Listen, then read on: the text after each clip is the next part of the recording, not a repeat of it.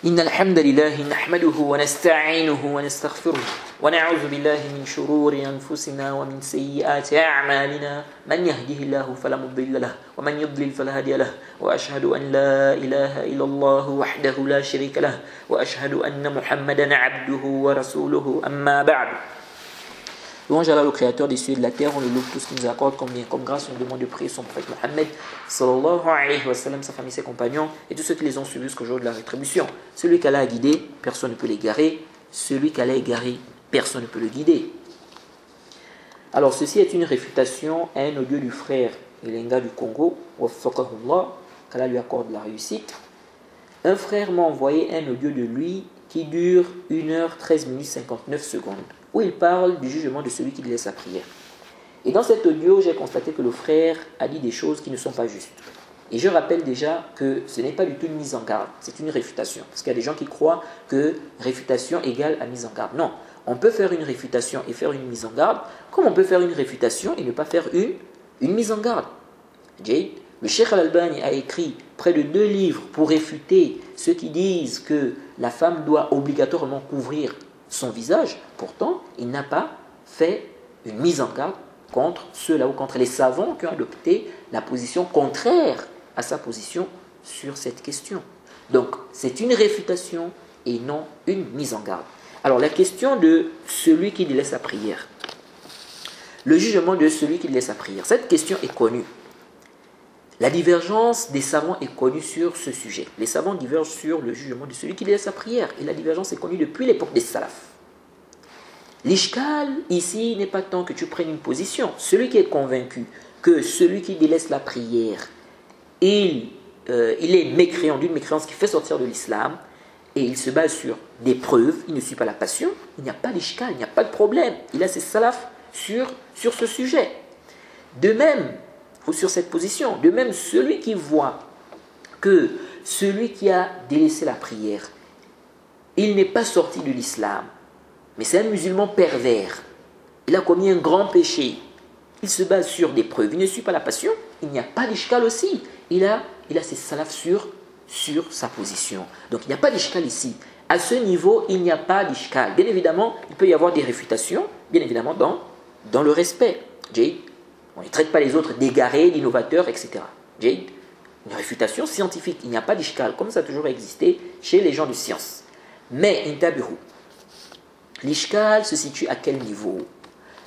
Si maintenant tu viens, tu prends une position parmi les positions des salafs, ici, sur cette question, tu commences à faire l'aveu et le désaveu sur cela. Tout celui qui n'est pas d'accord avec toi sur cette position-là, il est égaré, innovateur. Tu commences à faire le tort sur les savants, tu commences à faire le tort sur tes frères de la sunna, parce qu'ils ont adopté l'autre position. Pourtant c'est une position aussi des salafs, des savants de la sunna. Ils ont des preuves, on dit ah, ici là non, ici là on dit non. Et si tu te comportes comme ça, et là si tu te comportes comme ça, tu nous trouveras en face de toi. Et naam, tu dénigres les savants, tu dénigres les salafis, tu dénigres les gens de la sunna, parce qu'ils n'ont pas adopté ta position sur cette question.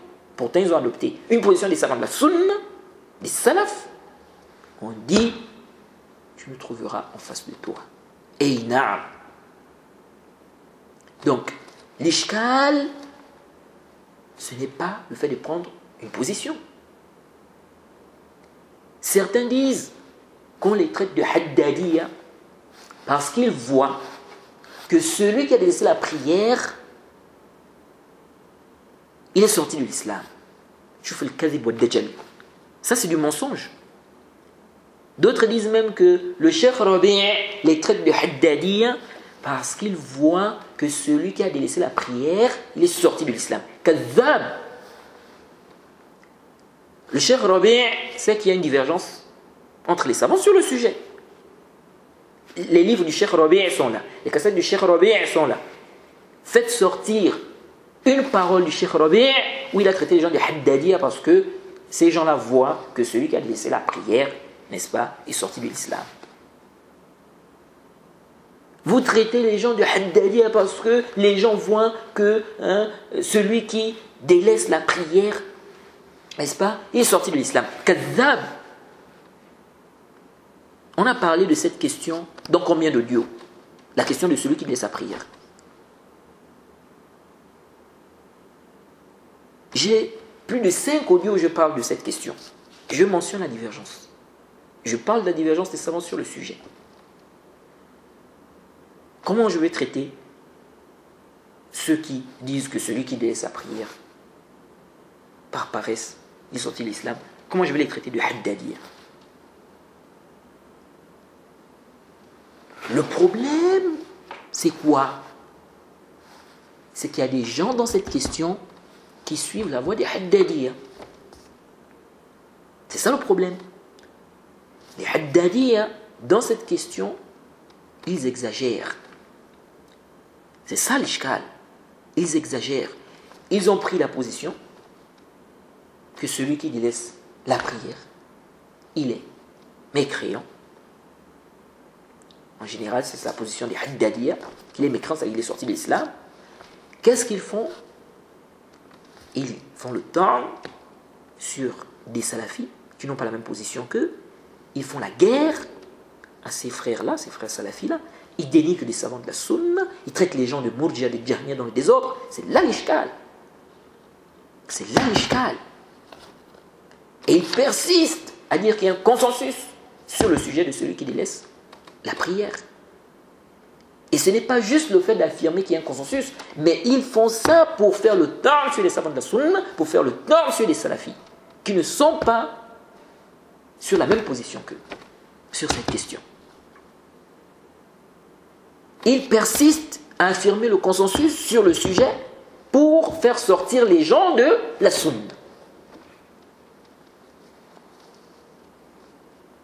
Leur but, ce n'est pas juste de dire il y a un consensus qui a été rapporté, ou bien il y a des savants qui ont dit qu'il y a un consensus. Non, ce n'est pas juste ça leur ishkal. Leur ishkal, ce que ces gens-là cherchent, c'est faire sortir des gens de la sunna à cause de ce sujet-là. Soi-disant, il y a consensus. Consensus des salafs, consensus des compagnons, consensus de ceci. Donc les frères, il faut faire très attention. Il faut faire très très attention. Le problème n'est pas ici, c'est-à-dire le fait que tu aies pris une position. Tu as pris ta position, que celui qui laisse sa prière est sorti de l'islam, c'est ta position. Tu es convaincu de ça. Si tu te bases sur des arguments, tu ne suis pas la passion, n'est-ce pas? Tu as tes salafs, il n'y a pas d'ishkal, c'est ta position. Où est l'ishkal ici? Il y a l'ishkal. La divergence est entre les savants de la sunna.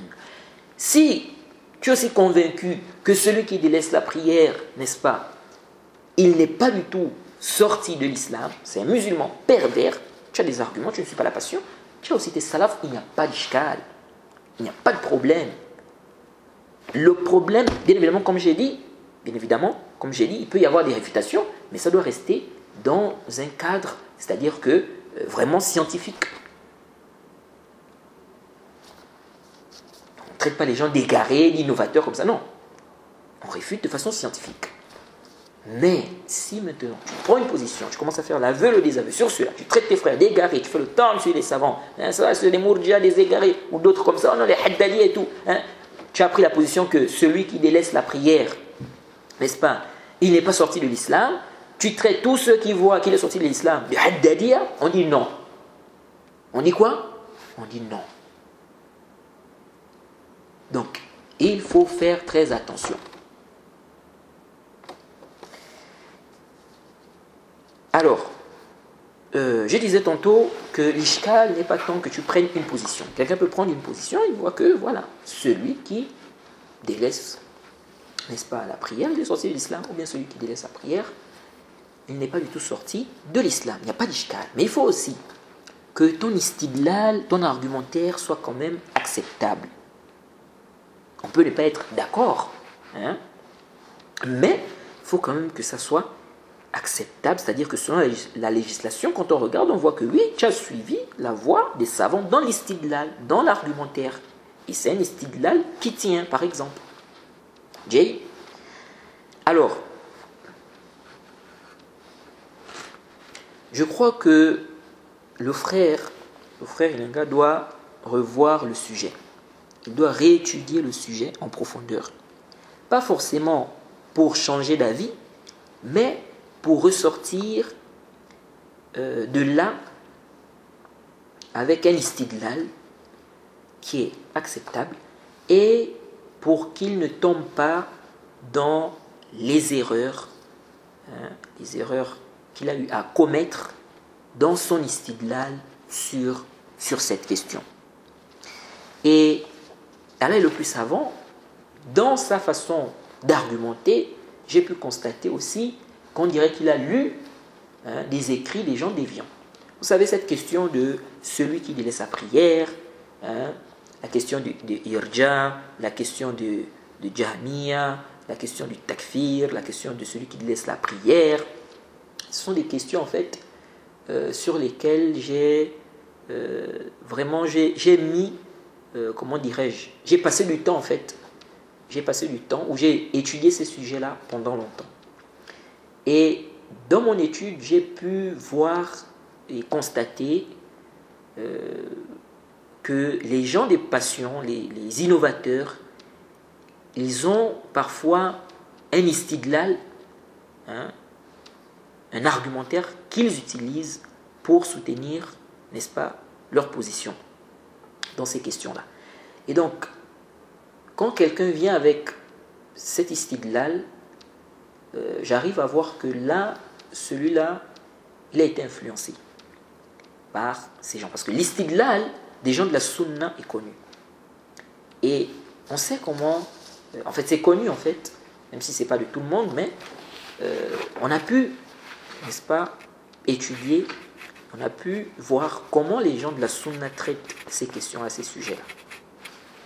Alors,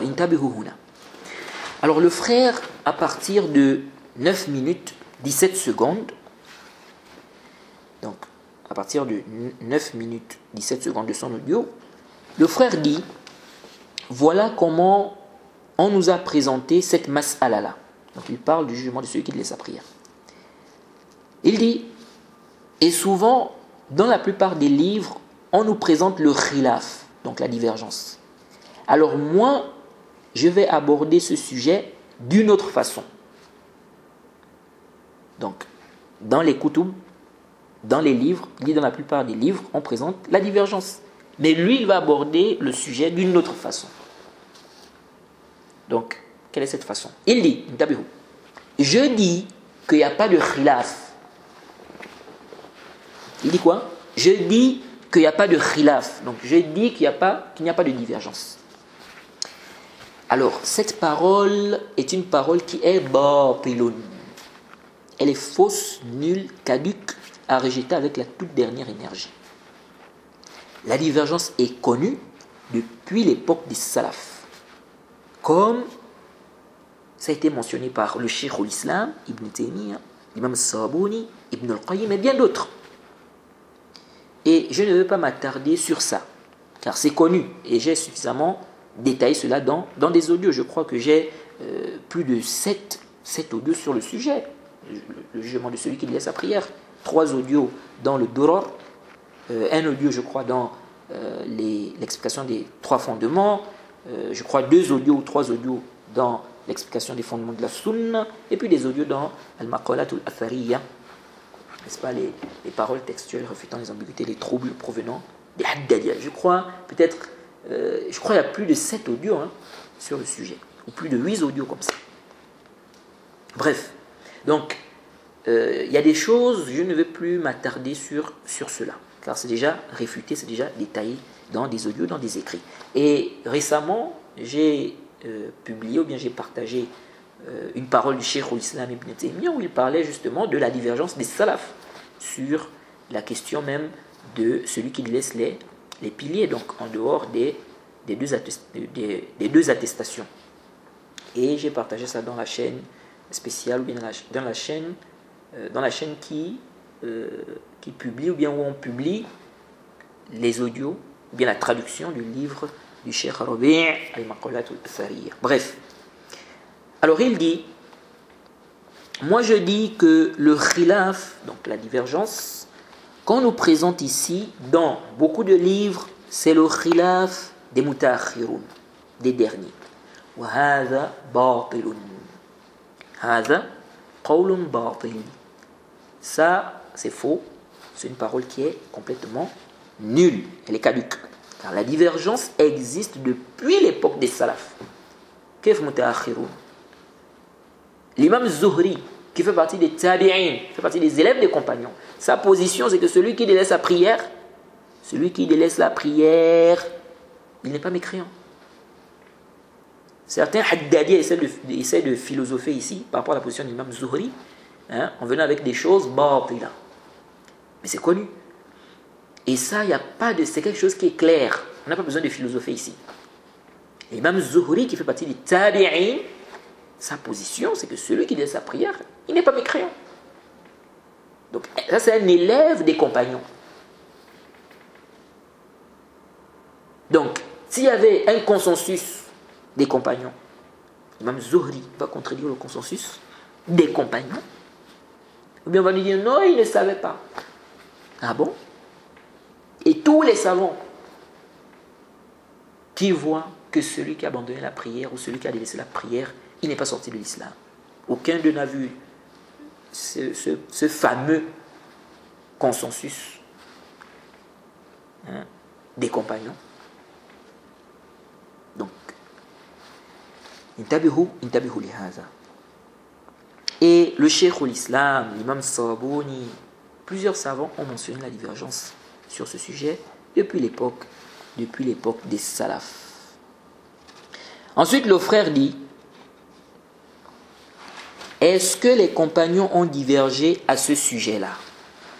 Aucun connaisseur dans son livre n'a cité un seul nom d'un compagnon qui a dit que celui qui délaisse sa prière n'est pas kafir, n'est pas mécréant. Aucun, ça n'existe pas. Je dis: as-tu la parole d'un compagnon? Une parole authentique, c'est-à-dire c'est authentique jusqu'au compagnon. C'est authentique jusqu'au compagnon. As-tu la parole d'un compagnon qui dit celui qui délaisse la prière est kafir, c'est un mécréant, il sort de l'islam, c'est un murtad? Tu as une parole comme ça d'un compagnon? Ça n'existe pas. Tout ce qu'on rapporte des compagnons, de façon authentique, on n'a pas des paroles claires dont on ne peut comprendre qu'un seul sens.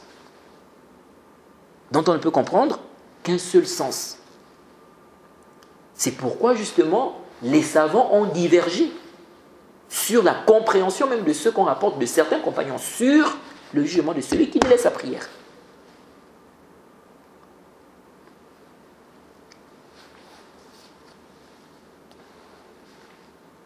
Alors, on va revenir sur la parole des compagnons sur cela. Et on verra aussi si vraiment, on n'a pas un compagnon qui voit que celui qui délaisse sa prière n'est pas sorti de l'islam. Ensuite, il cite une parole du cheikh Ibn Uthaymin. Il dit: ceci est la parole de la majorité des compagnons. Donc, le frère cite une parole du cheikh Ibn Uthaymin. Donc, il dit que le cheikh Ibn Uthaymin a dit: ceci est la parole de la majorité des compagnons. Donc, que celui qui délaisse sa prière il est sorti de l'islam. Bon, déjà ici, ceci est la parole de la majorité des compagnons. Donc, ça veut dire qu'il y a une divergence. Ensuite, il a mentionné la suite des propos du cheikh. Après, il dit plus que ça, plus d'un savant ont mentionné un consensus sur cela. Alors, il y a une différence entre le fait de dire qu'il n'y a aucune divergence et dire plus d'un savant a mentionné ou bien a rapporté un consensus sur le sujet. Car on peut dire que tel savant a rapporté un ijma', a rapporté un consensus ou bien a mentionné un consensus, mais en réalité, quand on fait le bahth, on se rend compte que ce consensus-là n'est pas prouvé. Vous voyez, comme c'est le cas ici. Vous voyez. Et l'avis du cheikh Ibn Uthaymin contredit même ce prétendu consensus que lui-même a mentionné. Et on verra cela. Ensuite, il fait mention du athar de Abdullah ibn Shaqiq. On dit qu'il a dit les compagnons ne voyaient pas une chose dont le délaissement était de la mécréance parmi les œuvres, parmi les actes, si ce n'est la prière. Il dit, le Cheikh Rabi' dans son livre Al-Maqalat al-Athariya ad-Da'ifé, donc il a rendu faible ça, donc ce athar-là. Il dit, donc il est allé jusqu'à dire même qu'il n'y a pas de ijma', qu'il n'y a pas de consensus. Je dis, ce n'est pas juste le Cheikh Rabi' qui voit qu'il n'y a pas de consensus, mais les savants qui ne voient pas la mécréance de celui qui a délaissé la prière. C'est-à-dire la grande mécréance de celui qui a délaissé la prière. Car comment les compagnons, c'est-à-dire comment se fait-il que les compagnons vont être unanimes et les savants vont contredire le consensus des compagnons? Quelle phrase? Le consensus des compagnons est un argument. Et je ne connais aucune divergence là-dessus. Les savants divergent, c'est vrai, sur la question du ijma' et tout ça, mais au niveau du consensus des compagnons, je ne connais pas une divergence que c'est un argument. Donc, comment les savants vont contredire le ijma', le consensus des compagnons? Comment ça? Mais on va nous dire que tous ces savants-là, tous les savants qui voient que celui qui délaisse la prière, il n'est pas sorti de l'islam, tous ces savants-là, aucun d'eux n'a vu ce prétendu consensus-là. Donc ceux qui ont vu ce consensus-là, ce prétendu consensus-là, c'est seulement les savants qui voient que celui qui délaisse la prière, il est sorti de l'islam. Ça c'est possible ça? Non. Jade. Donc, c'est sûr que des savants ont vu ce prétendu consensus-là. Ou cette parole qu'on rapporte. Cette parole de Abdullah ibn Shaqiq. Donc, parmi les savants, je parle de... Ici, là, je vise les savants qui disent que celui qui a délaissé la prière, il ne sort pas de l'islam. Donc, c'est évident que parmi eux, il y en a qui ont vu ça. Mais malgré ça, ils ont quand même dit que celui qui délaisse la prière, il ne sort pas de l'islam. Pourquoi? Donc ça montre que ils n'ont pas considéré qu'il y avait un consensus ici. Donc ce n'est pas juste le Cheikh Rabi', qui voit qu'il n'y a pas de consensus. Parce que s'il y a un consensus des compagnons, on doit suivre le consensus des compagnons. Comment on va contredire le consensus des compagnons? Vous voyez. Le Cheikh Al-Albani aussi, il ne voit pas qu'il y a un consensus. Donc ce n'est pas juste le Cheikh Rabi'. Donc c'est-à-dire que le frère, quand il parle, c'est comme si le Cheikh Rabi', c'est lui le seul qui voit qu'il n'y a pas de consensus sur cette question. Le Cheikh Rabi', dans son livre Al-Maqalat al-Athariya ad-Da'ifé, ça donc, il a rendu faible le athar là. Il est allé jusqu'à dire même qu'il n'y a pas de ijma', de consensus. Mais le Cheikh Rabi' n'est pas le seul qui voit qu'il n'y a pas de consensus. Le Cheikh Al-Albani ne voit pas qu'il y a un consensus. Parce que s'il voyait qu'il y avait un consensus des compagnons, il ne devait pas contredire le consensus des compagnons. Et on verra la parole du Cheikh Al-Albani. Parce qu'on lui a posé la question sur cela.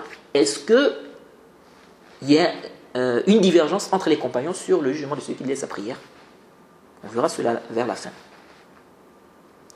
Donc le Cheikh Rabi' n'est pas le seul savant qui voit qu'il n'y a pas de consensus. C'est juste que le Cheikh Rabi', il le dit clairement et il insiste sur le fait qu'il n'y a pas de consensus. Parce qu'on a une époque où des gens prennent ça, soi-disant prétendu consensus, qui ne tient pas, mais il y en a qui prennent ça pour faire vraiment, c'est-à-dire, ils dénigrent les savants de la sunna en se basant sur cela. Ils font la guerre à leurs frères en se basant sur cela. C'est ça le problème. Le Cheikh Rabi', il s'est levé et il a combattu ces gens-là. Il s'est mis en face de ces gens-là. Et il a défendu les savants de la sunna.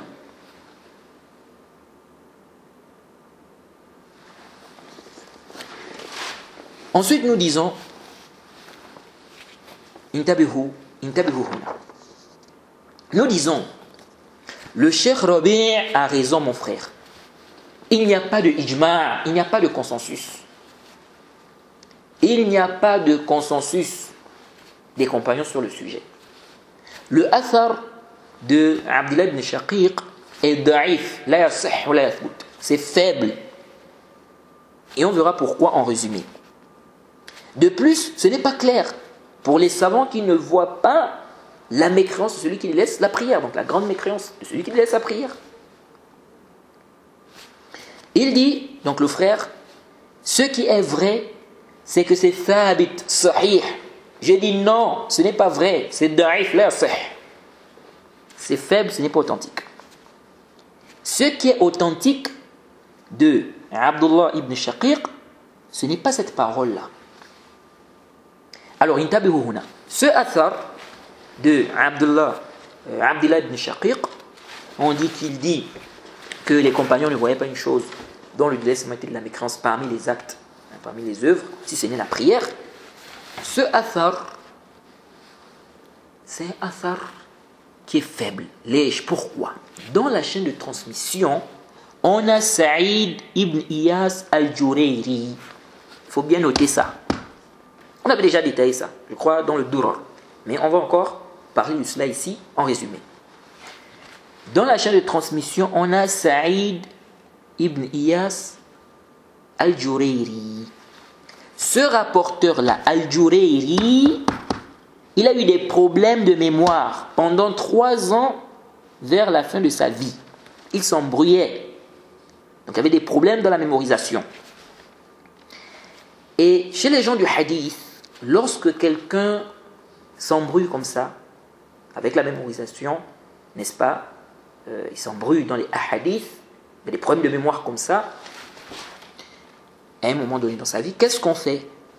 Ici, là, on va regarder ceux qui ont rapporté de lui avant cette période-là, avant qu'il commence à s'embrouiller. Ou avant, n'est-ce pas, qu'il ait eu des problèmes de mémoire. Ceux qui ont rapporté de lui avant, Jade, s'il rapporte un hadith ou bien un récit, on va prendre. Donc s'il rapporte un récit, un hadith, on voit que ceux qui rapportent de lui, ce sont des gens qui ont rapporté de lui avant, donc avant qu'il ait ce problème de mémoire. Ici, on va prendre le hadith. Ceux qui ont rapporté de lui après, on ne prend pas. À la base, on ne prend pas. Sauf si, voilà, on trouve des mutaba'at ou bien des shawahid, ça c'est autre chose. Ça c'est autre chose. Alors, maintenant, si on n'arrive pas à savoir qui a rapporté de lui avant ou après, on ne sait plus. On fait quoi? Ici, là, on ne prend pas ces hadiths. C'est-à-dire, s'il rapporte un hadith, on ne prend pas ça. La base, on ne prend pas. On fait le tawakkuf ici. Sauf si on trouve des shawahid, des mutaba'at et tout ça, n'est-ce pas? Donc des versions qui viennent renforcer cela, ça c'est autre chose. Alors, celui qui rapporte de Al-Jurayri dans ce athar, c'est qui? Bishr ibn al-Mufaddal. Jade. Et lui, on n'a pas de preuve qu'il a rapporté de Al-Jurayri avant qu'il s'embrouille. Et le Cheikh Rabi' dit, celui qui a une preuve authentique et claire, disant qu'il a entendu de Al-Jurayri avant qu'il ait des problèmes de mémoire, qu'il apporte son dalil. Authentique et clair. Jade. Donc, ici, il y a un problème dans le isnad. Parce qu'il y en a qui disent, oui, le Cheikh Rabi' a dit que c'est daïf et tout, le Cheikh Al-Albani a authentifié comme ça. Non, ce n'est pas un problème du Cheikh Al-Albani authentifié, le Cheikh Rabi' a rendu daïf. C'est un problème de adilla. C'est un problème de preuve. Le Cheikh Rabi' a apporté ses preuves. Pourquoi il dit que le athar a des problèmes? Et quand on regarde selon les règles des gens du hadith, ce que le Cheikh Rabi' a apporté est juste. Si tu es un étudiant en sciences qui a un niveau dans le ilm, le hadith, mais regarde les arguments. Et si tu ne connais rien dans la science du hadith, tu fais le taqlid, tu suis aveuglement, ne rentre pas dans les débats. Tu débats quoi? Il n'y a pas à débattre. Jade. Donc ce n'est pas la peine de parce qu'il y a certains haddadiyas qui s'acharnent sur le Cheikh Rabi' à cause de ça. Non. J'ai dit souvent à ces haddadiyas là, mais si vous voulez réfuter le Cheikh, mais réfutez le Cheikh de façon scientifique. Il a fait une réfutation scientifique, son livre est là. Réfutez de façon scientifique. Il vous dit pourquoi le athar a des problèmes. Et il n'a pas inventé des qawaïd, ça ce sont des qawaïd des gens du hadith. Il a suivi la démarche des gens du hadith. Où est l'ishkal? Si tu es muqallid, tu fais du taqlid, ça c'est ton problème. Mais tu veux débattre avec le cheikh. Mais donc, si tu veux débattre avec le cheikh, étudie, apprends.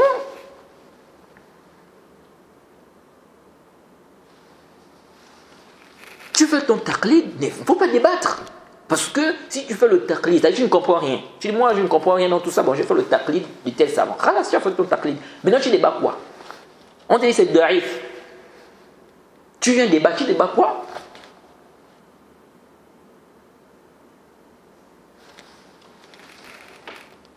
Alors, excusez-moi, mais vraiment, certains haddadiyas, vraiment, ils sont terribles.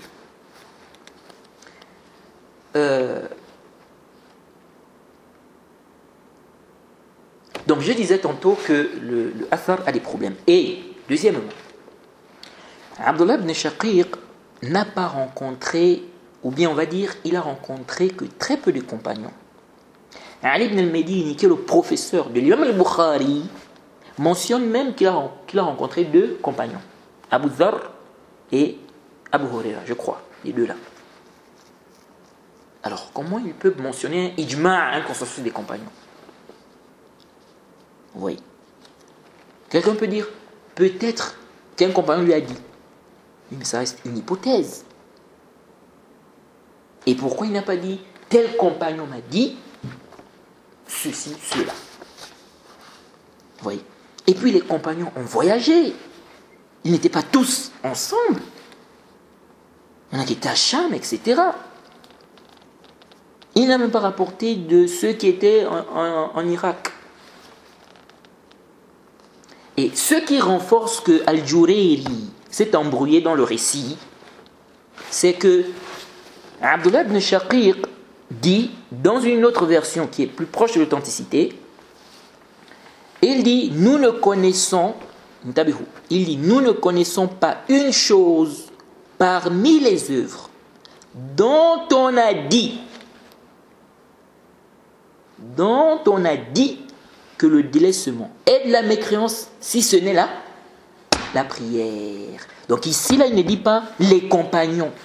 Il dit, nous ne connaissons pas une chose. Nous. Donc il n'a pas dit ici les compagnons.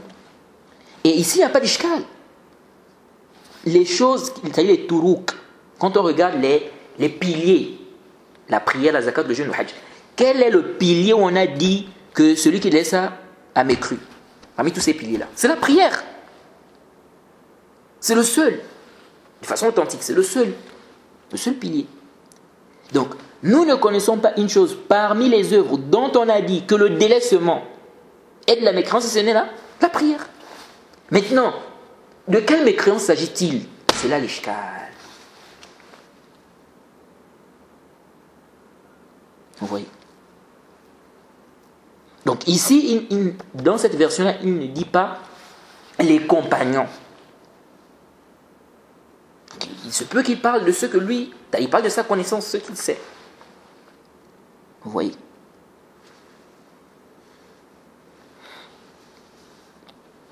Il se peut qu'il ait vu des compagnons utiliser le terme kufr, n'est-ce pas? Si on remonte, si on prend l'autre version qu'on a mentionnée au départ, on peut dire qu'il a vu, si on dit que c'est authentique, bien sûr, on peut dire qu'il a vu des compagnons utiliser le terme kufr pour celui qui laisse sa prière. Comme c'est venu dans le hadith du prophète. Et donc, il a dit comme ça, les compagnons ne voyaient pas une chose dont le délaissement était de la mécréance parmi les autres, et ce n'est la prière. Mais le problème n'est pas... C'est-à-dire, le terme kufr, qu'est-ce que ça veut dire ici? C'est ça en fait l'ishkal. Alors,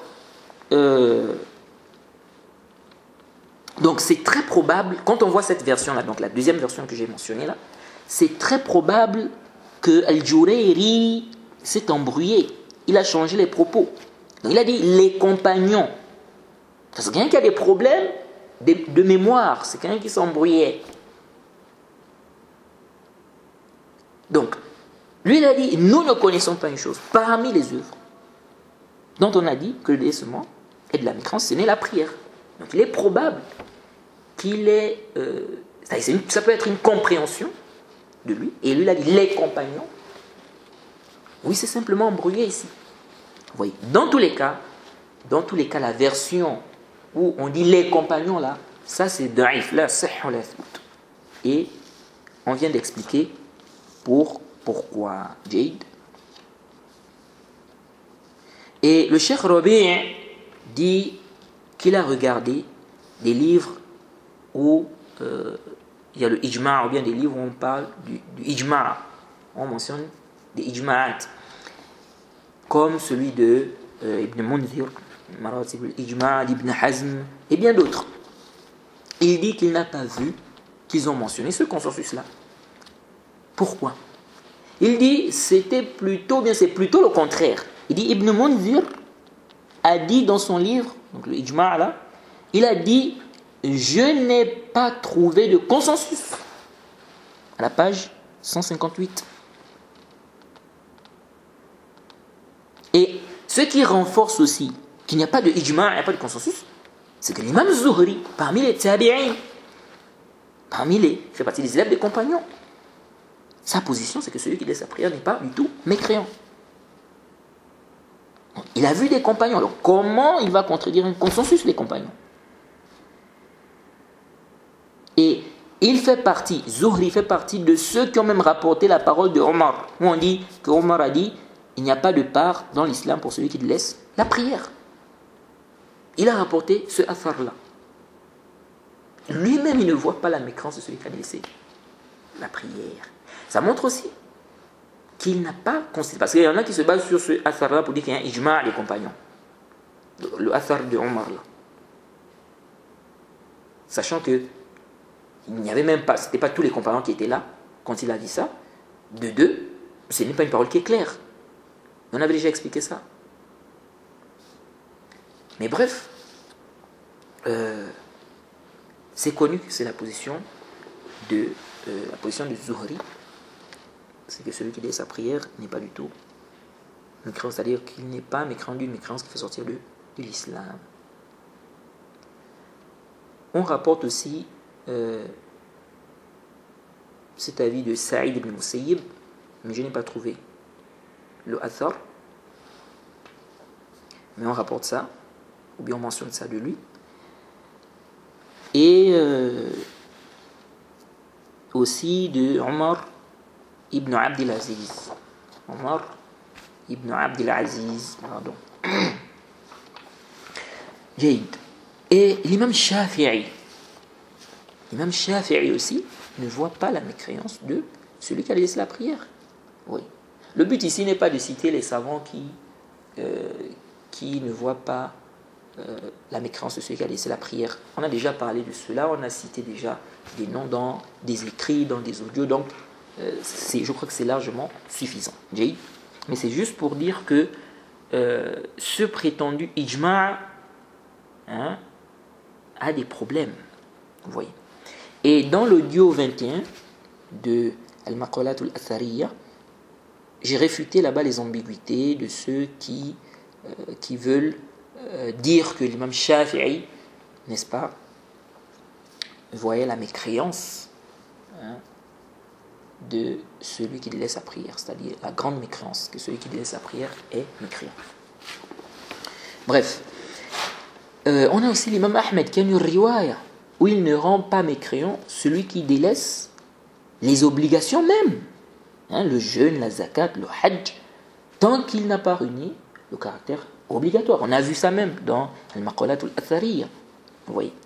L'imam al-Sarabouni mentionne la divergence. Il dit que les salafs ont divergé, c'est-à-dire il mentionne une divergence depuis l'époque des salafs.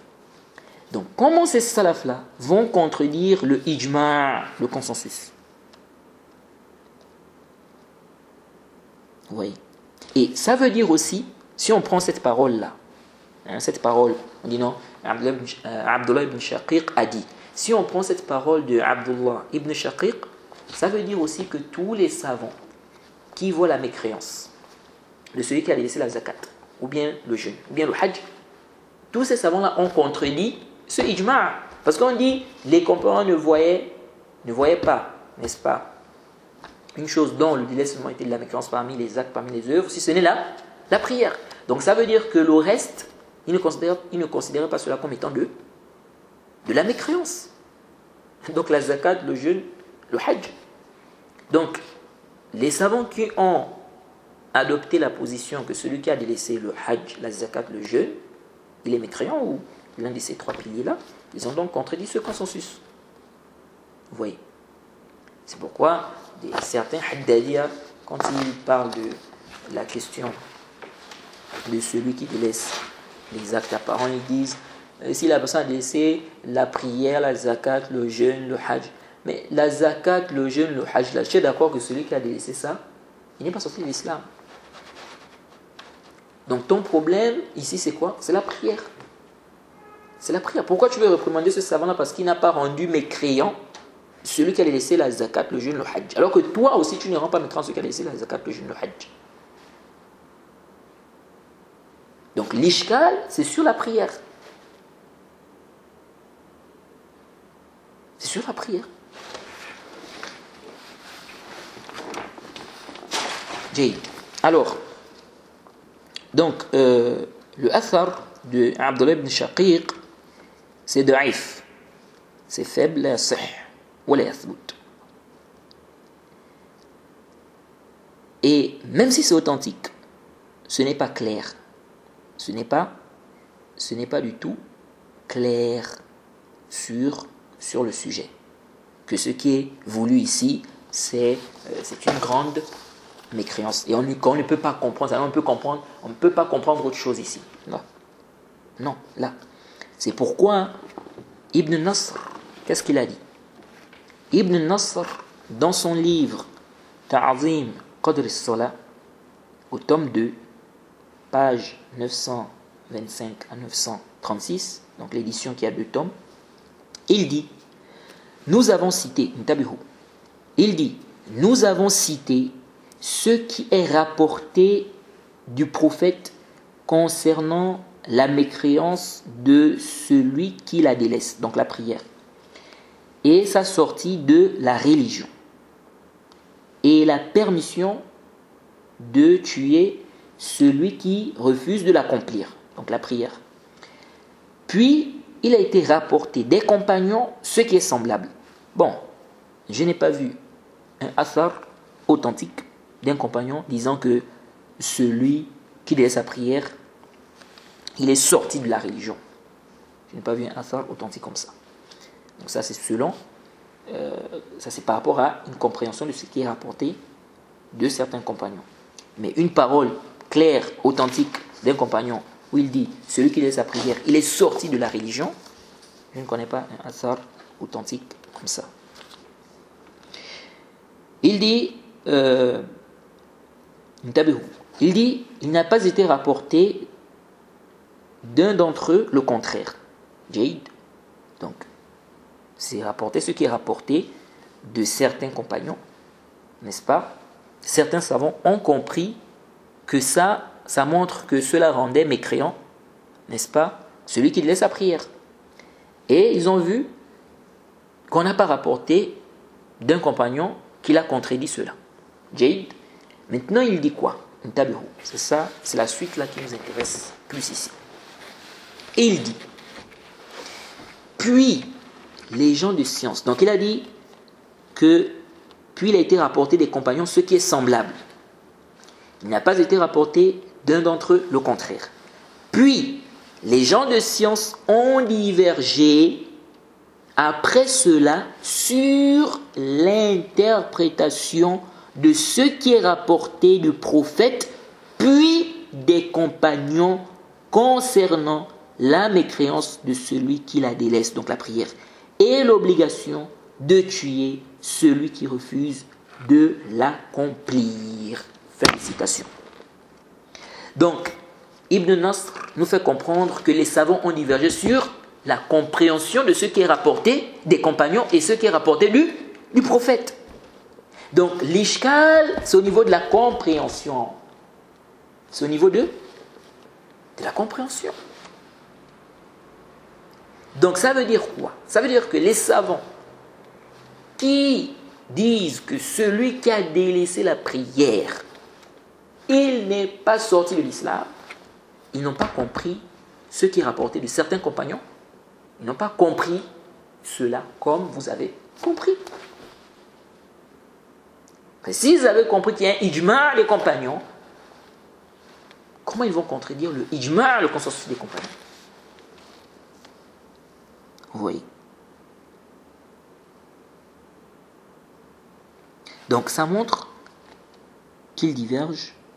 Ça montre bien ici qu'il y a une divergence au niveau du sens. Qu'est-ce qui est voulu?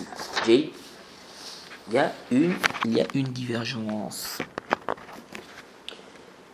Et je dis, on n'a aucun athar d'un compagnon authentique, clair, disant que celui qui délaisse la prière, il sort de l'islam. Il est murtad, il est sorti de l'islam. Aucun. Tout ce qu'on rapporte des compagnons, de façon authentique, est sujet à interprétation.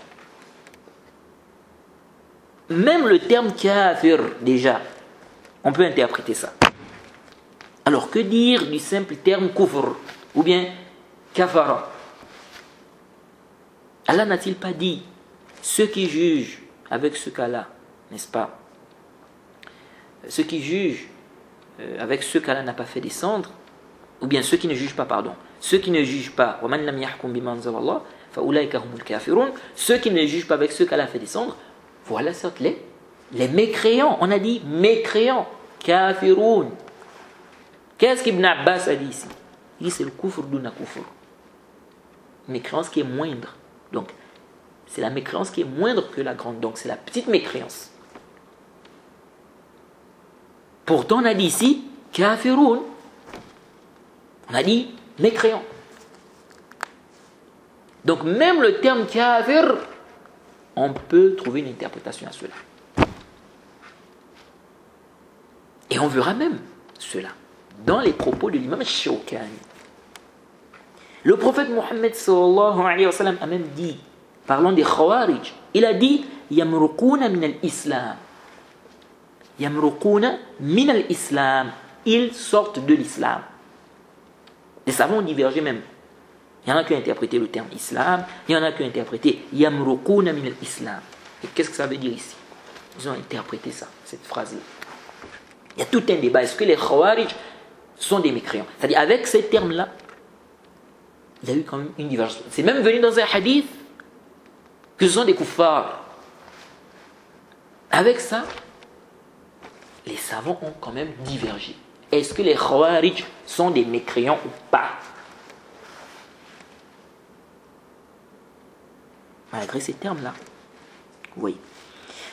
Ensuite, le frère cite le Athar de Jabir, où on lui a demandé, on lui a dit, qu'est-ce qui faisait, on dit qu'on lui a dit, qu'est-ce qui faisait la différence entre le kufr et la foi chez vous, parmi les œuvres, au temps du prophète? Et il a dit, la prière. On dit qu'il a dit, la prière. Ça aussi c'est da'if. La sih wa la yathbut. Comme a dit le cheikh Rabi'.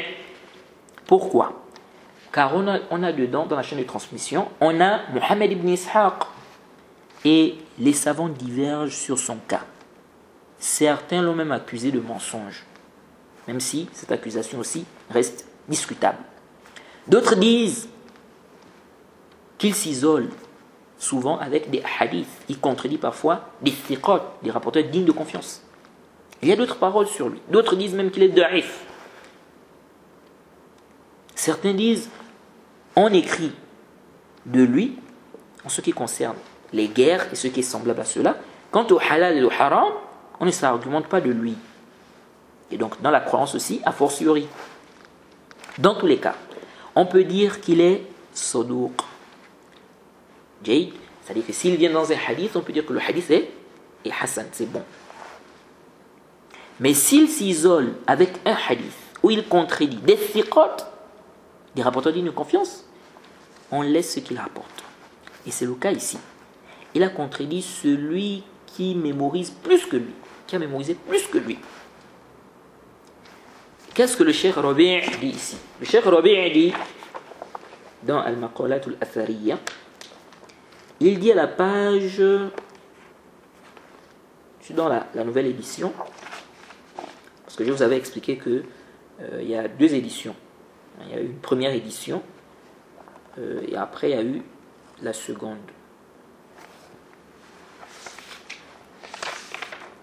Il dit à la page 51.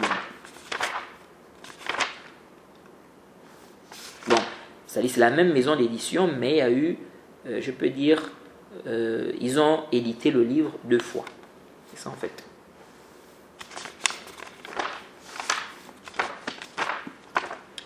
Page 51. Le Cheikh Rabi' dit, donc après avoir, il a parlé de ce athar là, de Jabir, il a parlé de Mohammed ibn Ishaq et tout. Ensuite il a dit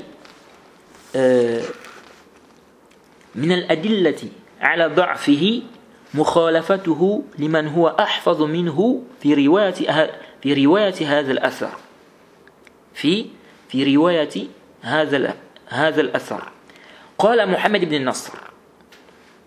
Donc le Cheikh Rabi' dit ici, parmi les preuves de sa faiblesse, donc il parle de Mohammed ibn Ishaq, il dit مخالفته لمن هو أحفظ منه في رواية هذا الأثر. Donc il dit le fait qu'il ait contredit celui qui a plus mémorisé, qui a une capacité de mémorisation supérieure à la sienne dans le rapportage de ce récit.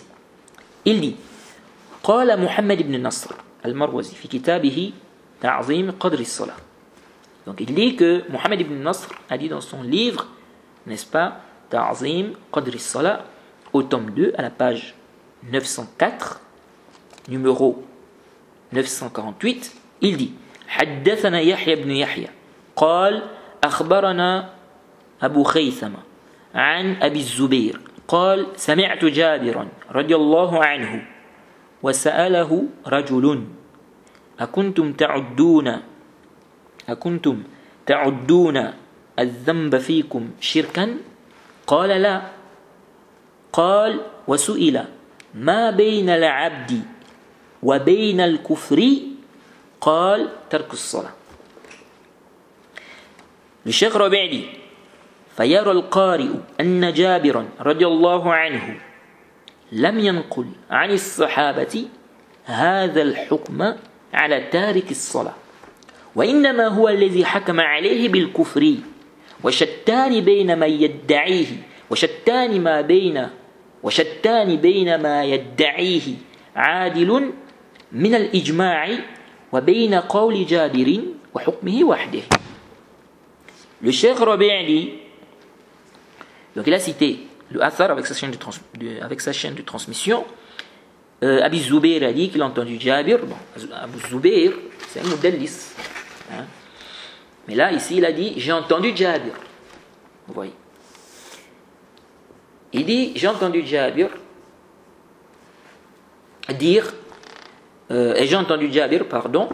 quelqu'un, ou bien il a entendu quelqu'un questionner Jabir. Il lui a dit est-ce que, donc la personne questionne Jabir, le compagnon, il lui dit est-ce que vous considérez le péché comme étant du shirk? Il a dit non. Ensuite il lui a dit qu'est-ce qu'il y a entre le serviteur et la mécréance? Il a dit le délaissement de la prière. Le Cheikh Rabi'i, le lecteur voit ici que Jabir ici, bien, le lecteur voit que Jabir ici n'a pas rapporté ce jugement-là des compagnons sur celui qui laisse sa prière. C'est lui qui a plutôt jugé de la mécréance de celui-là. Il dit il y a une grande différence, n'est-ce pas, entre ce que Adil prétend comme consensus et la parole de Jabir et son jugement qu'il a donné lui-même. Jaïd. Donc, le Cheikh Rabi' explique que ce qui renforce le fait que Mohammed ibn Ishaq a des problèmes, Jaïd, lui, il a même parlé de faiblesse, il dit qu'il a contredit celui qui a plus mémorisé que lui concernant ce athar. Lui, il a rapporté le athar en disant, en expliquant, bien en mentionnant ici, qu'on a posé la question à Jabir, est-ce que vous considérez le péché comme étant du shirk? Et lui, il a dit non. Il a dit, qu'est-ce qu'il y a entre le serviteur et le kufr? Il a dit le délaissement de la prière. Or, dans l'autre athar là, ce n'est pas ce qui est dit. Vous voyez, là-bas, on nous fait comprendre que Jabir, n'est-ce pas, a été questionné concernant le jugement que les compagnons en fait donnaient au temps du prophète Mohammed sallallahu alayhi wa sallam concernant celui qui a délaissé la prière. Jaïd.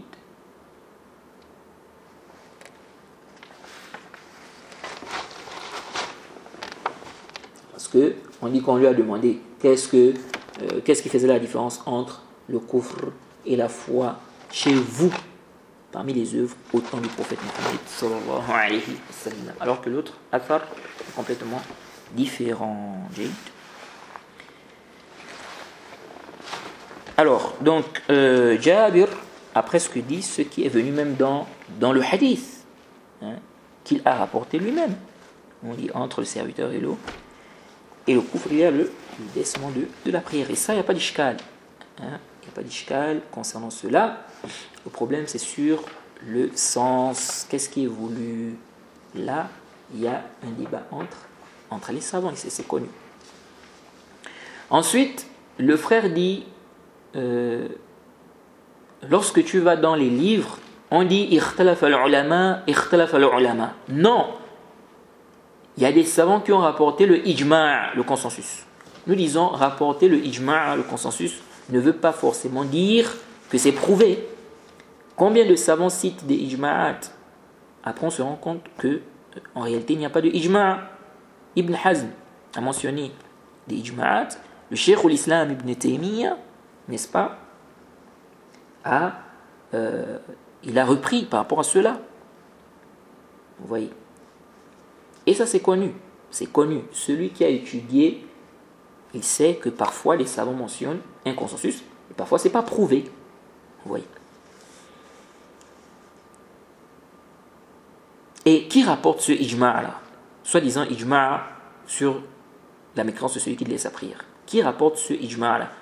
Ceux qui rapportent ce ijma'-là, on voit qu'ils se basent sur la même chose. En fait, ils se basent sur les mêmes bases, je veux plutôt dire. Vous voyez. Donc, on dit Jabir. Jabir, la sih, wa la yathbut. Ce qui est rapporté de Jabir, on a vu que ce n'est pas authentique. On dit Abdullah ibn Shaqiq. On a vu aussi que ce n'est pas authentique. Et même si c'est authentique, n'est-ce pas, ce n'est pas clair sur la question. L'imam Ishaq, voilà. L'imam Ishaq. Alors, beaucoup citent la parole de l'imam Ishaq. Mais je ne sais pas si vraiment les gens ont bien compris la parole de l'imam Ishaq. Ils te disent que l'imam Ishaq mentionne un consensus. Et le frère Ilenga dans son audio a mentionné cela. Alors, on nous dit que l'imam Ishaq a mentionné un consensus. On a déjà parlé de cette parole de l'imam Ishaq dans des audios. Alors, ce qui est rapporté de l'imam Ishaq, c'est qu'il mentionne que depuis l'époque du prophète jusqu'à son époque, donc lui, Imam Ishaq, il dit que les gens de science étaient d'accord, n'est-ce pas, que celui qui a délaissé la prière jusqu'à ce que son heure s'en va, jusqu'à ce que son heure s'en va, donc l'heure sort, il est mécréant. Il faut bien noter ça, jusqu'à ce que son heure s'en va. Donc, il a fait sortir la prière de son temps. Il a dit, il est mécréant. Ensuite, il a expliqué, qu'est-ce que ça veut dire jusqu'à ce que son heure s'en va? Bien, faire sortir la prière de son temps ici. Qu'est-ce que ça veut dire? Il dit, c'est le fait de retarder. Ça, c'est très important. Il dit, c'est le fait de retarder la prière de Zuhr jusqu'à Maghrib. Et Maghrib jusqu'à Aïcha. Et Maghrib jusqu'au Tulu' Fajr. Donc jusqu'à l'aube. Alors, bien évidemment, on avait déjà parlé de cela, je crois dans les fondements de la Sunna. Parce que voilà, la prière, on peut regrouper la prière du Zuhr avec la prière du Asr, à l'heure du Asr par exemple.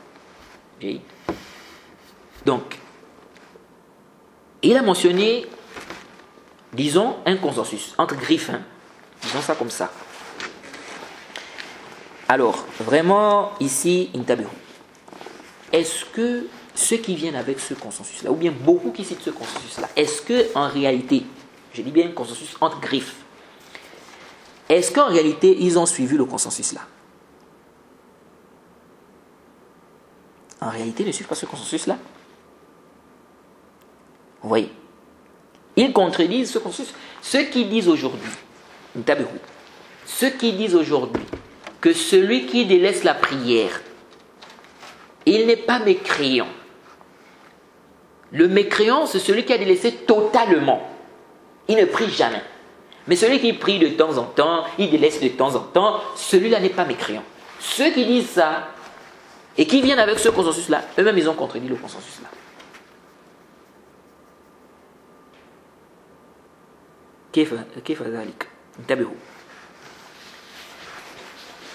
Dans le consensus, ce fameux consensus, je dis bien consensus entre griffes, dans ce fameux consensus-là, on te dit jusqu'à ce que l'heure s'en va. Donc la personne fait sortir la prière de son temps. Qu'il y a un consensus que celui qui fait ça, il est kafir. Maintenant, lui, il explique. Imam Ishaq explique. Qu'est-ce que ça veut dire faire sortir la prière de son temps? Bien, qu'est-ce que ça veut dire jusqu'à ce que son heure s'en va? Il dit c'est de retarder Zuhr jusqu'à Maghrib. Maghrib jusqu'à l'aube. Donc, lorsque quelqu'un vient aujourd'hui, il s'argumente de ça. Il dit, l'imam Ishaq a mentionné le consensus que celui qui a délaissé la prière est mécréant. Et lui, il vient nous dire, celui qui délaisse la prière de temps en temps, il n'est pas mécréant, il n'est pas mécréant, il n'est pas sorti de l'islam, mais c'est celui qui a complètement délaissé, qui ne prie jamais, celui-là qui est mécréant. Mais quand tu viens avec le consensus, là, tu contredis le consensus. Tu dis il y a un consensus, mais tu as contredit le consensus là. Tu dis il y a un consensus, tu prends soi-disant ce consensus-là pour réprimander ceux qui ne rendent pas mécréants, celui qui a délaissé la prière, toi-même tu contredis le consensus. Qu'est-ce que tu contredis le consensus? Dans le consensus, on te dit, ils sont d'accord que celui qui a délaissé la prière jusqu'à ce que son heure s'en va. Toi tu dis, c'est celui qui a délaissé la prière qui ne prie jamais, il a délaissé la prière totalement. Non, ça veut dire que déjà même celui qui a délaissé, quand on dit jusqu'à ce que son heure s'en va, ça veut dire que déjà même celui qui a 2 jours seulement, il ne peut pas être... C'est-à-dire si on prend ça, si on se base sur ça, on dit c'est un consensus, on affirme ça. C'est-à-dire celui qui a délaissé la prière pendant 2 jours, il est déjà mécréant. Mais toi, je dis non, même s'il a délaissé 2 jours, 3 jours, 4 jours, il n'est pas mécréant. Tant qu'il prie de temps en temps, s'il prie de temps en temps, il ne prie pas de temps en temps, il est toujours musulman. Le mécréant, c'est celui-là qui a délaissé complètement. Il ne prie jamais. Et on a même dit que cette parole-là, à quel moment on va dire qu'il est mécréant? Parce que celui qui ne prie pas aujourd'hui peut prier demain. Celui qui ne prie pas pendant 2 jours, il peut prier le 3e jour. Bref. Donc, c'est étonnant. Moi, je m'étonne. Vraiment, je m'étonne. Je vois même certains gens de science mentionner ce consensus-là. Mais leur position Quand on leur pose la question, concernant celui qui délaisse sa prière, ils te disent que le mécréant, c'est celui qui a délaissé la prière totalement, il n'est pris jamais. Mais ça argumente encore de ce consensus. C'est-à-dire, ils viennent encore citer, ils disent, il y a même un consensus qui a été rapporté. Mais le consensus, c'est-à-dire, si tu considères qu'il y a un consensus qui a été rapporté, ce consensus-là, le fait de venir avec ça, de prendre ça comme un argument, et ensuite de dire que le mécréant, c'est celui qui ne prie jamais, mais s'il prie de temps en temps, il est ça prie de temps en temps, il est toujours musulman. C'est-à-dire, la personne est en train de contredire le consensus. Le consensus en griffe, vous voyez. Et l'imam Ishaq dit même quoi? Il dit dans Ta'zim Qadr al-Salah, il dit à la page 590, il dit même là-bas qu'il ne connaît, ou pardon, il dit qu'il ne convient pas, excusez-moi, il dit qu'il ne convient pas, ou bien il ne convient à personne de rendre mécréant celui qui a délaissé la prière jusqu'à ce que le délaissement soit comme ce qu'il a décrit ou ce qu'il a eu à dire. Jade, il dit il ne convient à personne de rendre mécréant celui qui a délaissé la prière jusqu'à ce que son délaissement soit comme il a décrit. C'est-à-dire que la personne retarde le Zuhr jusqu'à Maghrib. Jade, c'est celui-là qui est mécréant. Ou bien Maghrib jusqu'à Fajr. Pourquoi il a dit ça? Il dit car en deçà, il y a une divergence. Il n'est donc pas permis, il n'est donc pas permis de faire le takfir, sauf là où il y a le consensus que le temps est déjà passé. Donc, l'imam Ishaq nous fait comprendre que là où on doit faire le takfir, c'est là où il y a unanimité, que là vraiment le temps est passé. Et c'est à quel moment? C'est ce qu'il a mentionné. Mais en deçà de ça, il dit il y a divergence. Oui, parce que, n'est-ce pas, on peut faire le jam' comme on a expliqué Jade. Bref, de l'imam Ishaq, comment l'imam Ishaq va mentionner un consensus? Et on a une riwaya de l'imam Ahmed, il ne rend pas mécréant celui qui a laissé la prière. L'imam Shafi'i a contredit cet avis. Et c'est prouvé. Contrairement à ceux qui disent non, c'est pas l'avis de l'imam Shafi'i. Et on a détaillé cela dans l'audio numéro 21, dans Al-Maqalat al-Athariya. Pour ceux qui veulent, ils peuvent repartir dans cet audio-là. Et j'ai réfuté là-bas aussi les ambiguïtés que le frère Ilenga a apportées dans son audio. Donc ça là, je ne veux même plus. C'est-à-dire sur l'imam Shafi'i, je ne veux même plus réfuter ça ici. Parce que j'ai déjà réfuté ça là-bas, dans l'audio numéro 21. Donc ceux qui veulent, ils peuvent repartir à cet audio-là. Jade.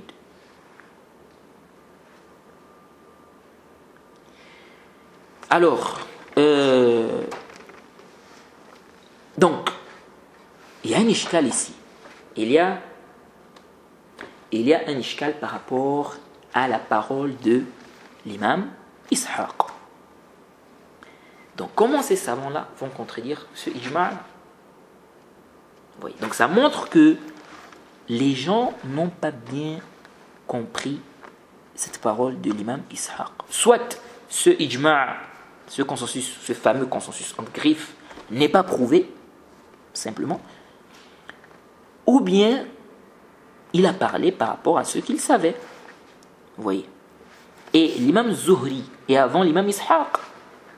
L'imam Shafi'i aussi, il est mort avant lui. Il est mort en 204. Ishaq est mort en 238. Oui. Et le Cheikh Rabi' n'a pas rejeté ce prétendu ijma', ce prétendu consensus, par passion. Il se base sur des preuves. Il a expliqué que Ibn Nasr mentionne la divergence. Il dit ça réfute ceux qui prétendent que Ishaq mentionne le ijma'. Ibn Nasr, il était à l'époque de qui? Ibn Nasr lui-même mentionne la divergence dans son livre.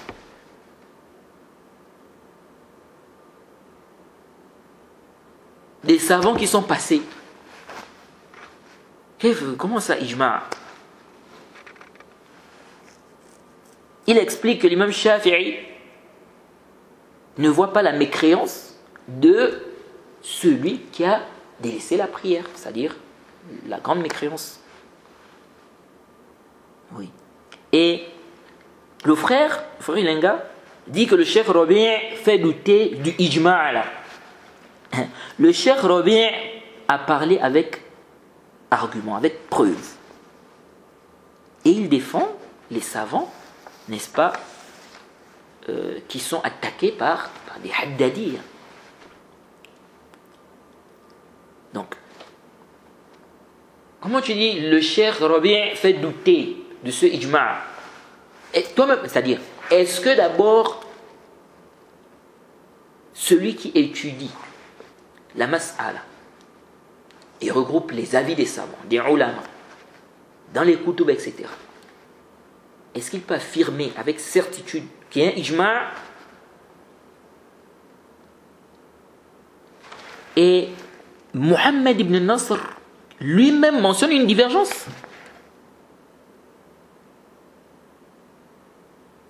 Et il considère, Mohammed ibn Nasr, il considère ceux qui, pourtant il voit que celui qui a laissé la prière, il est sorti de l'islam. Mais il considère les savants qui ne voient pas que celui qui a laissé la prière est sorti de l'islam, il les considère comme Ahl Sunnah wal Hadith. Il dit bien Ahl Sunnah wal Hadith dans son livre. Il ne les a pas traités d'innovateurs, d'égarés, des murji'a, comme certains passionnés aujourd'hui, parmi les haddadiyya ou bien les juhal, disent. Oui. Et vous dites que Ishaq mentionne le consensus jusqu'à son époque, n'est-ce pas? Vous dites que l'imam Ishaq mentionne un consensus jusqu'à son époque. Et un consensus disant que celui qui délaisse la prière jusqu'à ce que son temps passe est kafir, il est mécréant. Ensuite, il a expliqué ce que ça veut dire jusqu'à ce que son temps passe. On comprend de sa parole, si on dit que ici, là, c'est un consensus, que la personne est sortie de l'islam, ok? On comprend de sa parole que tous les savants qui ne rendent pas mécréants, celui qui délaisse la prière, pendant ce temps-là, tous ces savants-là ont contredit ce consensus-là. Donc, le Cheikh l'Islam, le Cheikh Ibn Uthaymin, c'est-à-dire la plupart des savants en Arabie Saoudite, tous ont contredit en fait ce consensus. C'est ce que ça veut dire en fait. Pourquoi? Parce qu'ils te disent le mécréant c'est celui qui ne prie jamais, qui a délaissé totalement la prière. Mais celui qui prie de temps en temps, il ne prie pas de temps en temps, il n'est pas mécréant. Mais le fameux consensus là, entre griffes, on dit jusqu'à ce que l'heure s'en va. C'est là le consensus. Donc, et l'imam Ishaq dit, c'est-à-dire jusqu'à ce que l'heure s'en va ici, c'est-à-dire la personne a retardé Zuhr jusqu'à Maghrib. Donc ça veut dire quoi? Ça veut dire que celui qui a délaissé une journée, c'est-à-dire il a délaissé la prière pendant une journée seulement, ça veut dire, si on dit qu'il y a un consensus, ça veut dire que celui-là est mécréant par consensus là, par ce consensus là. Donc ceux qui disent non, il n'est pas encore mécréant parce qu'il n'a pas délaissé totalement. Il a l'habitude de prier. Par exemple, hier il a prié. Bon, aujourd'hui il a délaissé la prière. Jade. Donc celui qui est mécréant, celui qui délaisse totalement. Non, on dit ici consensus jusqu'à ce que le temps passe. Il a laissé le temps est passé. Ah, c'est fini. Voilà, moi vraiment ça m'étonne. Je suis étonné et un peu choqué aussi. On vient, on cite un consensus pour soutenir sa position, mais en même temps on contredit ce consensus-là. C'est un problème. C'est pourquoi je dis, il faut qu'on cherche à comprendre qu'est-ce que l'imam Ishaq a visé. Parce que, écoutez ce que l'imam Ishaq dit lui-même. Il dit dans le livre donc d'Azim Qadr as-Salah, à la page 591.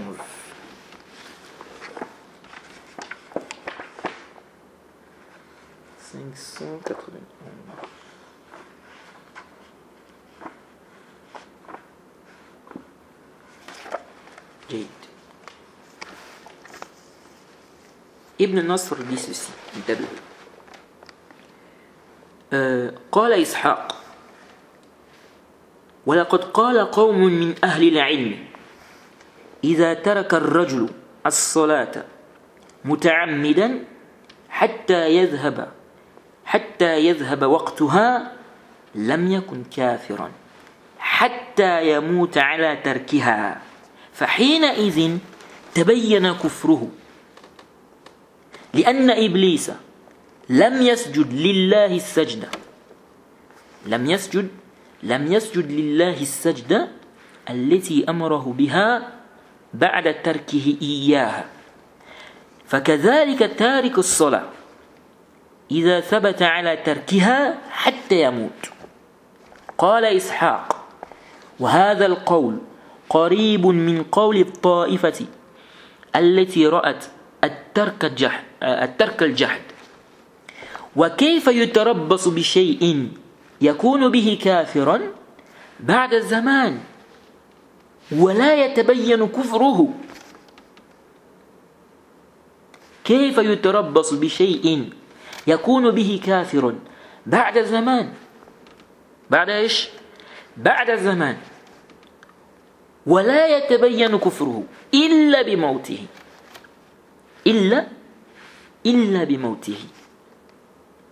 فلئن كان كافرا بتركها فقد كفر حين تركها وإلا فإن الموت لا يحقق لأحد كفرا ولا إيمانا إلا ما تقدم من فعله. قال: ويلزم قائل هذا أن قاد كلامه قولا قبيحا أن يقول إن إبليس لو سجد السجدة التي تركها قبل أن يلقى الله أنه لم يزل مؤمنا من حين ترك السجود إلى أن يسجد وندم فليس هذا بقول.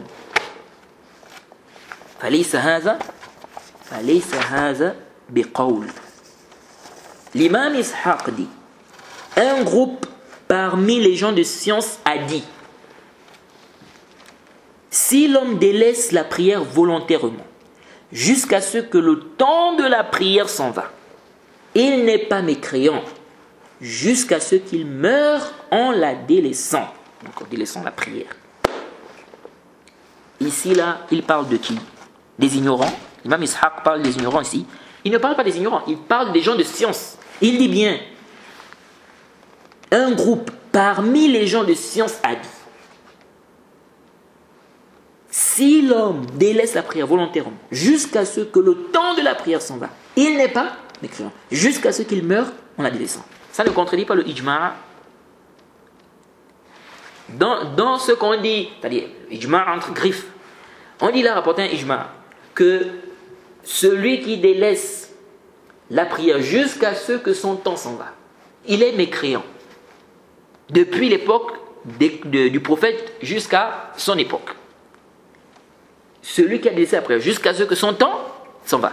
Ici, là, il dit quoi? Il dit: un groupe parmi les gens de science a dit: si l'homme délaisse la prière volontairement jusqu'à ce que son temps, ou bien jusqu'à ce que le temps de la prière s'en va, il n'est pas mécréant. Là-bas, il a dit quoi? Il a dit par consensus: jusqu'à ce que son temps s'en va, il est mécréant. Donc, finalement, comment on doit comprendre ça ici? Ça veut dire qu'il y a un ishkal. Qu'est-ce que l'imam Ishaq a visé? Parce que l'imam Ishaq, qui soi-disant mentionne un consensus, lui-même mentionne la divergence. Parce qu'il dit ici, un groupe des gens de science. Donc ça veut dire qu'il y a divergence. Il parle ici des savants qui vont venir au futur. Il dit ici, un groupe parmi les gens de science a dit. Qui sont-ils? Ceux qui vont venir au futur, c'est-à-dire dans le futur, quand il sera déjà mort? Non. Donc ça veut dire qu'il y a des savants qui ont dit que même si la personne délaisse la prière jusqu'à ce que le temps s'en va, la personne n'est pas mécréante. Alors comment donc il mentionne un ijma' s'il y a des savants qui ont dit ça? Donc vous voyez que il y a un ishkal. Il y a un ishkal.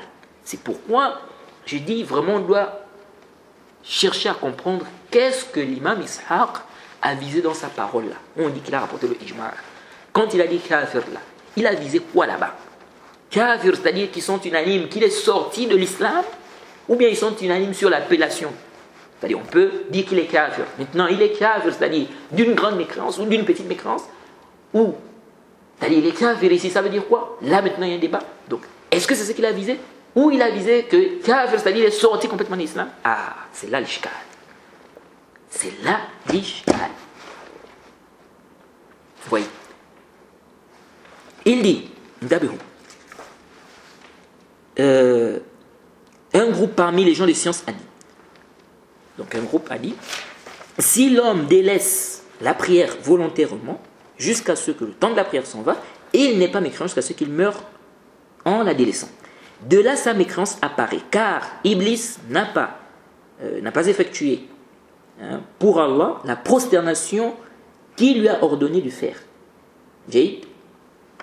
Après son délaissement.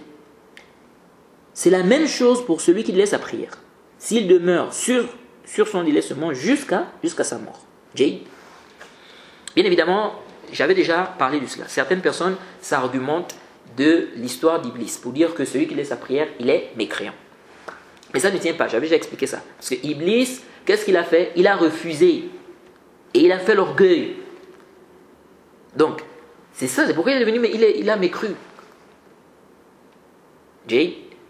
Allah est clair dans le Coran. Il a refusé, il a fait l'orgueil. Il a eu l'orgueil. Donc il faut faire attention.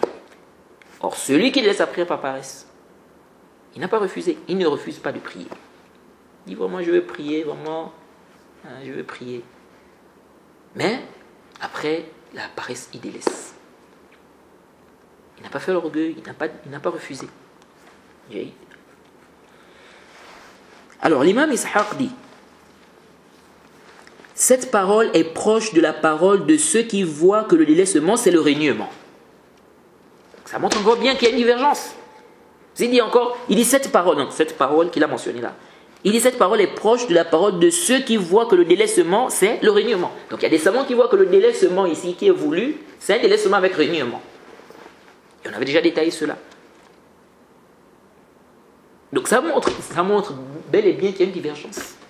Comment on dit non, il a mentionné un ijma', mais ici, là, quand on lit ses propos, on voit bien qu'il y a des savants qui ont contredit alors. Donc, soit on n'a pas bien compris cette parole,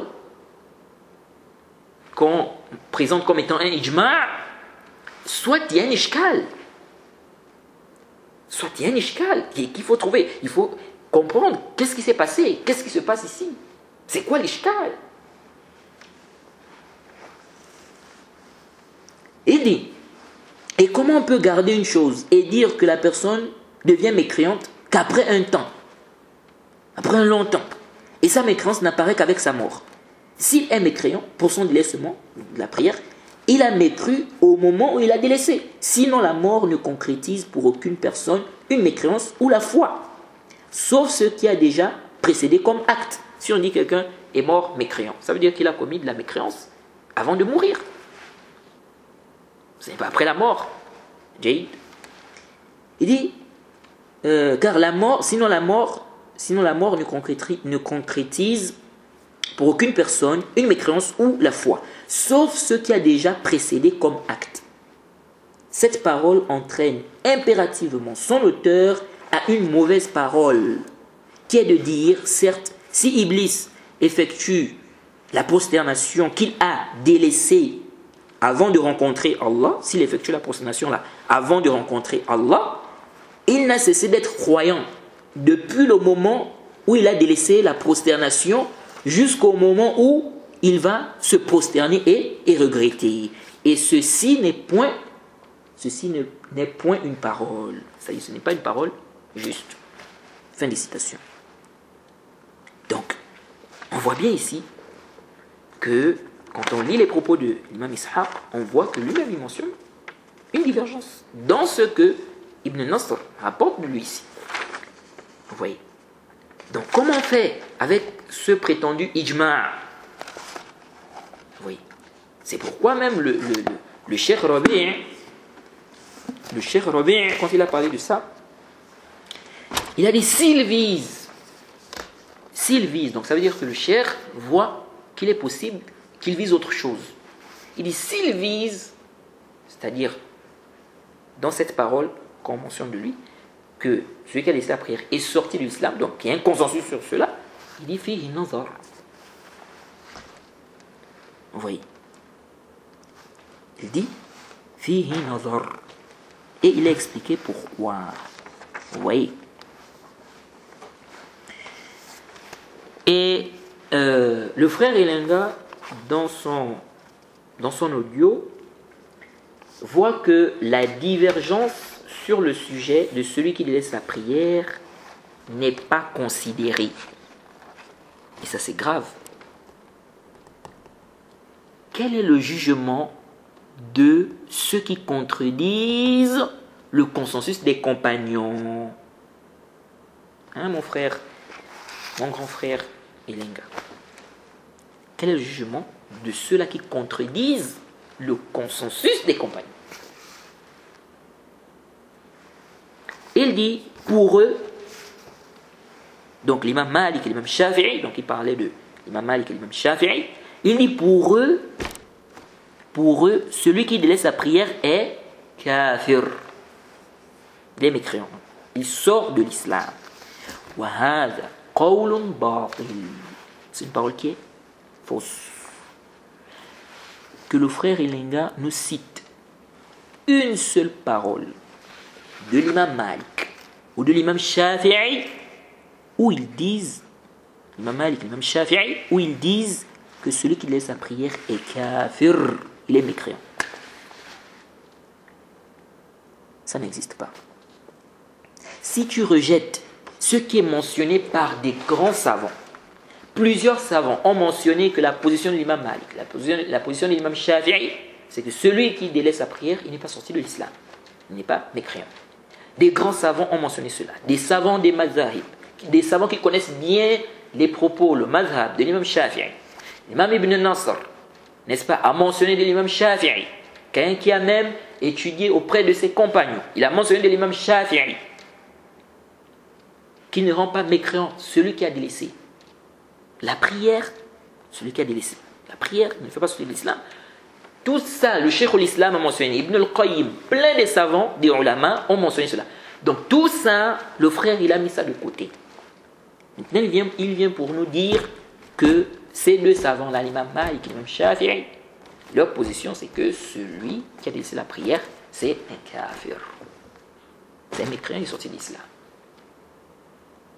Donc, tout ça là, il a rejeté ça, tout ce qui est mentionné de ces savants-là, soi-disant qu'on n'a pas une parole claire de ces imams-là.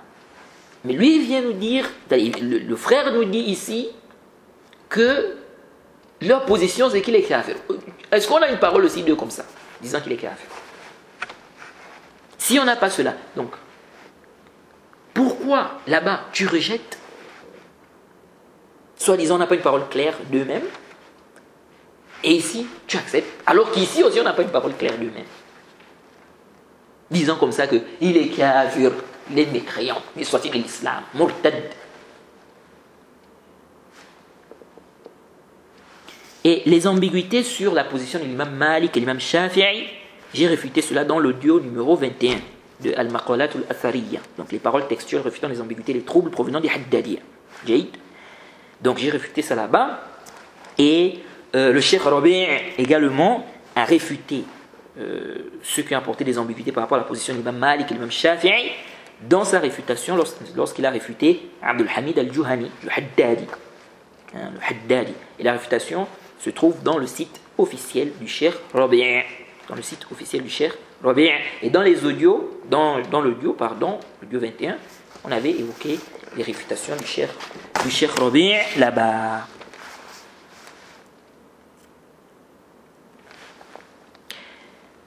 Il dit, donc le frère dit à partir de 26 minutes de son audio, il dit, si l'imam Shafi'i ne considérait pas que celui qui délaisse la prière est kafir, donc est mécréant, l'imam Ishaq allait dire sauf l'imam Shafi'i, car il a connu l'imam Shafi'i. Vraiment étonnant cet argumentaire.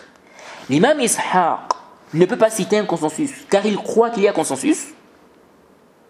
Mais quand les savants viennent vérifier, ils se rendent compte qu'il n'y a pas de consensus. Et est-ce que Ishaq a visé ce que vous avez compris? Lui-même mentionne la divergence. Comme on l'a vu. On fait comment? Comment comprendre? Il dit, le frère dit, si on n'a pas la parole du savant, on a ses élèves. Jaïd. Il dit, c'est parmi les moyens pour connaître la position du savant. Donc si c'est sa position, donc la position de l'élève, ça doit être la position de leur maître, sauf preuve du contraire. Wallahi, ajib. Vous venez avec des règles de certains haddadirs. Vraiment, je crains. Vraiment, mon frère, qu'Allah te facilite. Il faut faire... en fait, il faut vraiment faire attention par rapport à ce que tu lis, en fait. C'est vraiment étonnant. Alors ça, c'est la même parole batil que le Haddadi, Abdul Hamid al-Juhani, a apportée. C'est pratiquement la même chose, en fait. Et le Cheikh Rabi' a bien réfuté cela. Et dans le lieu 21 de Al-Maqalat al-Athariya, j'ai réfuté cela. C'est étonnant. Donc, si un élève a une position, ça veut dire que c'est la position de son cher. Sauf si on a une preuve qui montre le contraire. Cette règle sort d'où? Combien de fois les élèves contredisent leur prof, leur professeur? En plus des savants. Ils n'ont pas le droit de contredire leur professeur, leur cher. Où est-ce qu'on tire que si un élève a une position, c'est la position de son cher, sauf si on a une preuve qui montre le contraire? Où est la preuve de cela? Il se peut même que le prof fasse un tawaqquf, il s'abstient sur une mas'ala, il n'a pas une position, il s'abstient. Et l'élève, lui, il a une position, il a pris une position. Il se peut que le prof ait la même position que son élève, oui. Il se peut aussi que le prof n'ait pas la même position que son élève. Donc comment on peut dire une telle chose? Si on se base sur cette fausse règle et qu'on prend la parole de ceux qui disent ou ceux qui mentionnent que Al-Muzani, sa position, c'est que celui qui délaisse la prière n'est pas mécréant, si on prend leur parole, on va dire quoi? On va dire que la position de l'imam Shafi'i, c'est que celui qui délaisse la prière n'est pas mécréant aussi. C'est la position de son élève. Vous voyez ça? Vous voyez? C'est vraiment étonnant. Nous disons oui. Souvent, les élèves ont les mêmes positions ou les mêmes points de vue que leur prof, que leur enseignant, dans plusieurs sujets ou dans les sujets. Mais ce n'est pas toujours le cas. Surtout si l'élève est devenu un savant, s'il a évolué dans la science. Vous voyez? Et cette règle est dangereuse, car on peut prendre la parole d'un tabi'i qui n'est pas juste, et on va dire c'est la parole d'un compagnon. Jusqu'à preuve du contraire, parce que ce tabi'i-là, n'est-ce pas, c'est un élève des compagnons. Donc, si on veut appliquer la règle là, l'imam Zuhri voit que celui qui délaisse sa prière, il n'est pas sorti de l'islam. Donc ça veut dire que c'est la position d'un compagnon. Et donc il y a une divergence entre les compagnons. Donc il n'y a plus de consensus entre les compagnons. Donc le consensus que tu apportes, n'est-ce pas, si on prend la règle là, ça contredit cela. C'est-à-dire que si on prend la règle là, en fait, on va dire ici qu'il n'y a plus de consensus. Parce que Zuhri est un élève de certains compagnons. Et donc, si sa position, c'est que celui qui laisse sa prière, il n'est pas mécréant, ça veut dire que c'est la position de ses professeurs. Et qui sont ses professeurs? Les compagnons du prophète. Les compagnons du prophète. Et donc, ça veut dire qu'il y a des compagnons qui ne voyaient pas que celui qui a laissé la prière, il est sorti de l'islam. Et donc, il n'y a pas de consensus entre les compagnons. Qu'est-ce qu'on dit de ça? Vous voyez, nous disons non, ce n'est pas comme ça. Ce n'est pas comme ça. Même si on dit, ça peut être une hypothèse. Vous voyez, on peut dire, si l'élève a une position, on peut dire, n'est-ce pas, qu'il y a l'hypothèse que peut-être c'est la position de son cher. Oui, si on n'a pas la parole de son cher, bien évidemment, peut-être, mais pas qu'on va venir maintenant affirmer ça comme ça, que oui, c'est sa position, forcément. Et amener ça comme une règle en disant que ça doit être la position du cher, sauf si on a une preuve qui montre le contraire. Qu'est-ce que oui.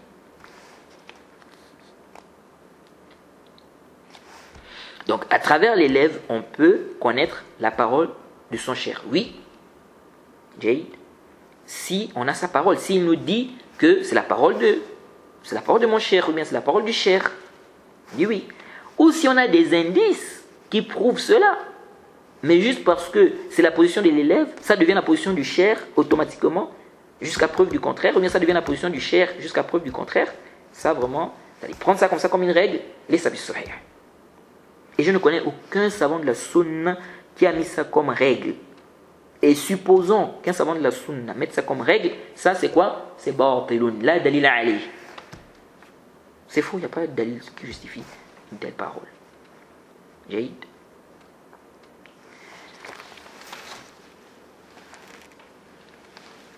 Ensuite, le frère a cité un prétendu consensus mentionné par Ibn Hazm. Alors, pour résumer la question concernant, il y a la parole concernant le consensus qu'on rapporte de l'imam Ishaq, nous disons, si l'imam Ishaq a visé le consensus, c'est-à-dire que la personne est sortie de l'islam complètement, c'est clair que c'est une erreur, sans aucun doute, car la divergence est connue depuis l'époque des salafs. Jade. Deuxièmement, l'imam Ishaq lui-même, il mentionne une divergence. Il ne parle pas des savants qui vont venir, c'est-à-dire qui vont venir dans le futur, c'est-à-dire après sa mort. Vous voyez. Et beaucoup de savants ont mentionné cette divergence, la divergence est connue. Donc ce qu'on pourra dire, si on dit qu'il a visé ça, c'est-à-dire que le consensus que la personne est sortie de l'islam, ce qu'on pourra dire c'est quoi? C'est qu'il s'est trompé dans cela. Et qu'il a parlé par rapport à ce qu'il savait. Et ça, il n'y a aucun ishkal. Il n'y a aucun ishkal dans ça. Et ça ne rabaisse pas, ou bien ça ne baisse pas le rang d'Ishaq. Ça ne baisse pas son rang. Il y a des savants qui mentionnent parfois des consensus et ils se trompent. Il a mentionné un consensus quand on fait le bahth, on se rend compte qu'il n'y a pas de consensus. Donc, ça, il n'y a pas d'ishkal dans ça. Okay? Et le fait qu'un savant se trompe, c'est quelque chose qui est connu. Chez les gens de la sunna, les savants ne sont pas du tout infaillibles. Si tu crois qu'un savant est infaillible, il ne se trompe pas, tu dois revoir ton manhaj, ta croyance. Tu dois revoir ton manhaj, ta croyance. Donc ça c'est s'il a visé ça. Maintenant s'il a visé autre chose, donc ici il n'y a pas d'ishkal. Vous voyez, il n'y a pas d'ishkal. Je penche plus vers le fait qu'il ait visé autre chose. Vous voyez. Parce que comment il va mentionner un consensus et il mentionne encore une divergence? Bon, il y a un problème. Vous voyez, il y a un problème. Donc ça, c'est ce qu'il faut retenir en résumé par rapport à ce qu'on rapporte, soi-disant, de l'imam Ishaq. Jayd. Bon, il y a encore des choses à dire. Je crois qu'on va d'abord s'arrêter ici. Et on va faire un deuxième audio pour terminer, n'est-ce pas, la réfutation. Jayd. Donc on s'arrête ici, on nous facilite. qui nous donne la compréhension de sa religion. Wa subhanaka Allahumma bihamdik wa ashhadu an la ilaha illa anta astaghfiruka wa atubu ilayk.